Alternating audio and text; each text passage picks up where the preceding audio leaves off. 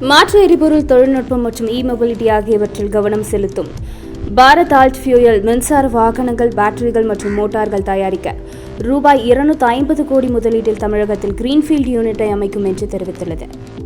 கிருஷ்ணகிரியில் 40,000 சதுர அடியில் 2023ஆம் ஆண்டின் இரண்டாம் பாதியில் உற்பத்தியை தொடங்கும் என்று எதிர்பார்க்கப்படுகிறது. அவர்களின் முதல் மின்சார ஸ்கூட்டர் 2024ஆம் ஆண்டு தீபாவளி பண்டிகை காலத்தில் வெளியிடப்படும் என்று எதிர்பார்க்கப்படுகிறது. 40,000 சதுர மீட்டரில் சுமார் 10,000 சதுர மீட்டர்கள் மோட்டார்களாக பயன்படுத்தப்பட்டு பின்னர் பேட்டரிகளாக விரிவுபடுத்தப்படும். ஆலை 1000 பேரை வேலைக்கு அமர்த்தும் மற்றும் உற்பத்தி அதிகரித்தவுடன் 3000ஆக உயர்த்தப்படும். நிறுவனம் சில சர்வதேச தொழில்நுட்ப ஒத்துழைப்புகளில் கையெழுத்திடும் பணியில் ஈடுபட்டுள்ளது. இது நிறுவனத்திற்கு உலக தரம் வாய்ந்த தயாரிப்புகளை உள்நாட்டு சந்தையில் கொண்டு வர உதவுகிறது.